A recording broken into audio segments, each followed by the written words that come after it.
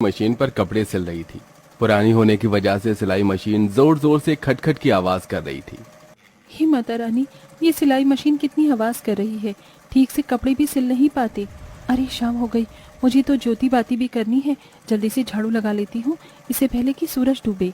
सविता जल्दी से पूरी झोपड़ी में झाड़ू लगाकर तख्त पर सजी हुई माँ दुर्गे की मूर्ति के पास ज्योति जलाती है। पूरा परिवार आरती में शामिल होता है। अम्बे तू है जगदम्बे काली, जय दुर्गे खप्पर वाली, तेरे ही गुण गाई भारती ओ मैया, हम सब उतारी तेरी आरती। जय माँ दुर्गे, जय माँ दुर्गे। माँ जी, बाऊ जी, आरती लीजिए। जय माँ दुर्गा। तभी सविता की नन्ही सी 6 साल की बेटी वैष्णवी हाथ फैलाकर प्रसाद मांगती है। माँ पिलछा दो ना मुझे। मेरी बिटिया रानी को प्रसाद चाहिए। अच्छा ये लो।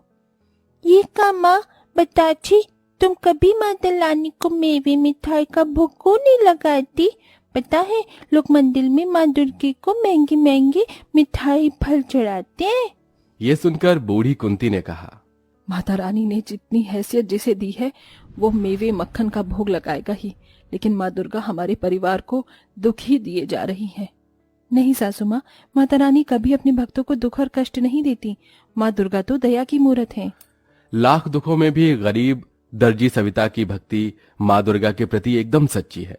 जब कभी उसके परिवार का विश्वास माँ दुर्गा के लिए डगमगाता तो वो माँ दुर्गा के लिए उनके मन में आस्था और प्रेम जगाती थी। परिवार में बूढ़े सास ससुर, पति मुरली था। सविता दिन दिन भर दर्जी का काम करके कपड़े सिलती, जिससे कपड़े सिलकर भी मिली ज्यादातर कमाई के पैसे वो माँ की पूजा प्रसाद में लगा दिया करती। सविता बहू, अब रहने भी दे, बाकी कपड़े कल सी लेना। तेरा देह नहीं थकता क्या? ये सवेरे की लगी है कपड़े सिलने को।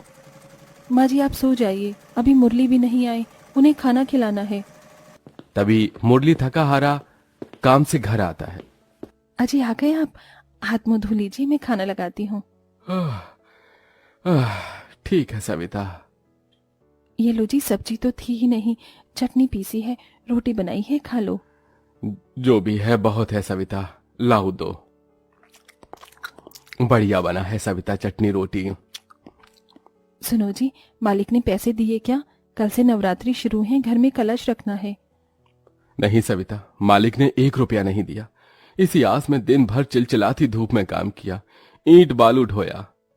ये सुनकर सविता चिंता में आ जाती है। उस वक्त तो सविता अपने पति मुरली के सामने चिंता नहीं जताती, लेकिन सबके सो जाने के बाद माँ दुर्गा की मूर्ति के आगे आंसू बहाती है।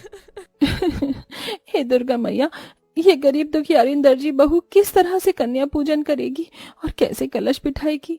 क्या इस बार तो मेरे गरीब घर परिवार में नहीं आओगी? सविता किसी दूध छुड़ाए बच्चे की तरह बिलख बिलख कर सो जाती है।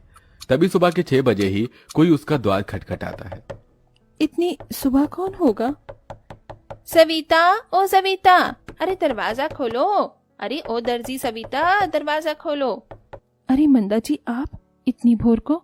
हाँ, वो तुमने मेरे कपड़े सिले थे ना, तो उसके पैसे देने थे, वही देने आई हूँ, ये लो। जैसे ही मंदा गरीब दर्जी सविता के हाथों में पैसे रखती है तो उसकी आंखें डबडबा जाती हैं। बहुत बहुत धन्यवाद मंदा जी, धन्यवाद मैया। अब मैं इन पैसों से कलश बिठा पाऊंगी। सविता बाजार से मिट्टी के कलश, जौ, नारियल, चुनरी, फूल, प्रसाद लेती है। हे भगवान, सारे पैसे तो इन सब सामान में खर्च हो गए। मैया जी की नई मूर्ति और जोड़ी के लिए पैसे बचे ही नहीं। सविता व्यथित मन से सामान लेकर घर चली आई, जहां पूरा परिवार निर्जला नवरात्रि व्रत किए था। बहू सामान ले आई, चलो अब जल्दी से कलश स्थापना कर लेते हैं। मगर मूर्ति कहाँ है? माँ जी पैसे नहीं बचे। सविता अपने आंगन की मिट्टी से माँ दुर्गे की मूर्ति बनाती है, जिसके बाद पूरा परिवार कलश स्थापना करके 9 दिनों का नवरात्रि व्रत आरंभ करता है।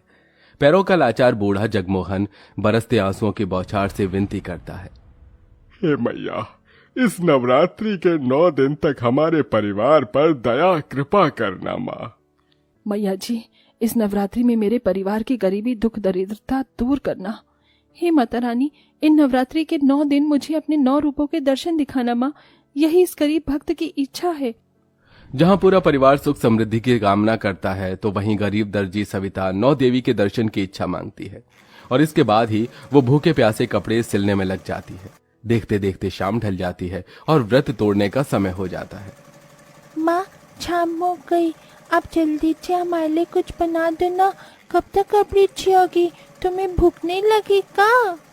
बस बना रही हूँ बिटिया।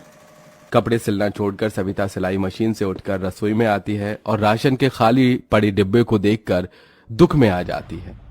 हे माता रानी, घर में तो जरा सा भी कुछ नहीं है। मेरा तो नवरात्रि व्रत जैसे तैसे कट जाएगा, लेकिन माँ जी बाबूजी बूढ़े हो चले हैं, उन्हें खाने के लिए कुछ तो देना ही चाहिए। जरा सा आटा पड़ा है, इसी का हलवा बना देती हूँ। सविता जल्दी से थोड़े आटे से ही हलवा बनाकर भोग लगाने के बाद अपने सास ससुर बेटी और पति को परोस देती है। ये लीजिए माँ जी बाबूजी, ज्यादा कुछ बनने को था ही नहीं, हलवा बनाया है, खा लीजिए। अरे सविता, तुम भी तो खा लो। नहीं जी, आप सब खाइए, जरा सा तो है हलवा।